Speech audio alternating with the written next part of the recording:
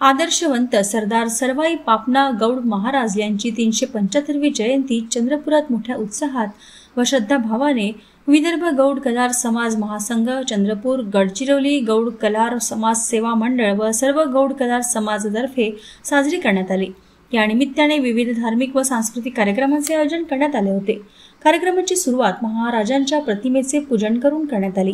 कार्यक्रमाला प्रमुख पाहुणे श्री स्वामी गौड येरोलवार, माजी नगराध्यक्ष राजुरा, नगर परिषद राजुरा यांच्या हस्ते दीप प्रज्वलित करून पुष्पमाला अर्पण करून जयंती साजरी करण्यात आली। व या कार्यक्रमाला प्रमुख पाहुणे विठ्ठल गौड गुरमवार, बाल्यय्या गौड सिलेवार, अंजय्या गौड मुसमनवार, शंकर गौड पेदुरवार, सुमन गौड मलीवार, महेश गौड श्रीकोटवार, प्रकाश गौड नंदाराम, महिला आघाडी अध्यक्ष सौ अर्चना श्रीकोटवार, विदर्भ गौड कलार समाज महासंघाची संघटिका सौ राजश्री बत्तीनवार व सौ लता कोकुलवार व समाज बांधव मान्यवरांची मोठ्या संख्येने उपस्थिती होती। महाराजांच्या कार्यातून समाजाला दिलेला सामाजिक ऐक्य, बंधुता व प्रबोधनाचा संदेश यावेळी स्मरणात ठेवण्यात आला। उपस्थितांनी त्यांच्या कार्याला पुढे नेण्याचा निर्धार व्यक्त करून जयंती सोहळ्याला उत्साहवर्धक वातावरण दिले। कार्यक्रमाचे संचालन श्री महेश श्रीकोटवार यांनी केले। या पापण्णा गौड महाराजचा इतिहास आजपर्यंत नव्हता।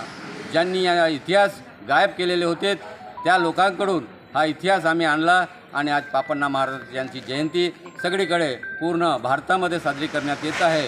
तर महाराष्ट्रात मी सर्व समाज बांधवांना, समाजप्रेमींना विनंती करतो हात जोडून की हे स्वामी आपले स्वामी सरदार सरवाई पापण्णा गौड महाराज यांची जयंती प्रत्येक जिल्ह्यामध्ये, तालुक्यामध्ये करण्यात यावी, जेणेकरून समाजाला एकत्रित करण्यासाठी हा एकमेव आपला योद्धा, शूरवीर सरदार सरवाई पापण्णा गौड आपले महाराज आहेत। यांच्याकडून प्रेरणा घेण्यासाठी, एकजूट होण्यासाठी, बल आपल्याला प्राप्त होण्यासाठी म्हणून यांचं आपण स्मरण केलेलं पाहिजे आणि यांची जयंती साजरी केली पाहिजे प्रत्येक तालुका आणि जिल्हा स्तरावर जिथं कुठं असेल। आणि या पापण्णा गौड महाराज यांचं तेलचित्र एक आपल्या घरी, प्रत्येकाच्या घरी ठेवलं पाहिजे। आपल्या मुलांना, आपल्या कुटुंबांना आणि आपल्या सगळ्या समाज बांधवांना यांचा इतिहास माहीत झाला पाहिजे। हे जसे छत्रपती महाराज श्री आपल्या इथं महाराष्ट्रामध्ये होते तसेच यांनी मोगलांविरुद्ध लढा करून ते पण तेलंगणाचे छत्रपती क्रांती सूर्य असे महाराज आहेत। त्यांचा इतिहास नव्हता पण आज इतिहास उघडकीस आलेला आहे। आज 20 वर्षापासून त्यांची जयंती साजरी करण्यात येत आहे। आत्ता मागं 10 तारखेला हैदराबाद येथे नॅशनल लेवलवरती तिथं त्यांची जयंती साजरी करण्यात आली। तिथल्या शासनाने शासकीय स्तरावर जिओ काढून त्यांच्या शासन दरबारी त्यांची जयंती साजरी करण्यात येत आहे 18 ऑगस्टला प्रत्येक वर्षी। आणि त्यांना तिथं तो फंड पण त्यांनी दिलेला आहे। आज हैदराबाद येथे टँक बंडजवळ त्यांनी पापण्णा महाराजचा मोठा स्टॅच्यू बांधण्यासाठी मोठी जागा पण दिलेली आहे। त्यांचा स्टॅच्यू पण होत आहे। तसेच आपल्या पापण्णा महाराजचा इतिहास पूर्ण सगळ्या जगामध्ये गेला पाहिजे, यासाठी समाज बांधवांनी, सगळ्या समाजप्रेमींनी हा प्रयत्न केला पाहिजे। सौ राजश्री अनिल कुमार बत्तीनवार, मी गौड कलार समाजची विदर्भ संघटिका म्हणून या पदावर आपले कार्य करत आहे।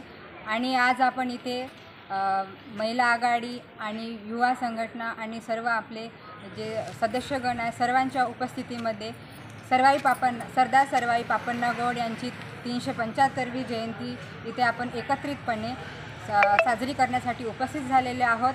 आणि सर्वांच्या मदतीने आणि सर्वांच्या सहकार्याने आपण इथे पार पाडलेलो आहोत। सरदार सरवाई पापण्णा गौड हे आपले गौड समाजाचे एक छत्रपती म्हणून नावाजलेले आहेत।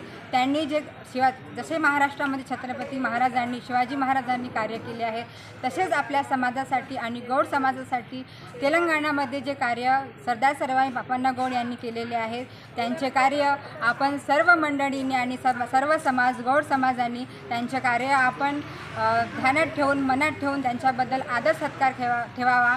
आणि त्यांनी जे आपल्याला प्रेरणा दिलेली आहे ती प्रेरणा समोर आपल्या जीवनात ठेवून त्यांचे कार्य आपण, त्यांची जाणीव आपल्या मुलांना, आपल्या समाजांना आणि सर्व भारतामध्ये त्यांची जयंती ही सर्वांना जाणीव करून द्यावी।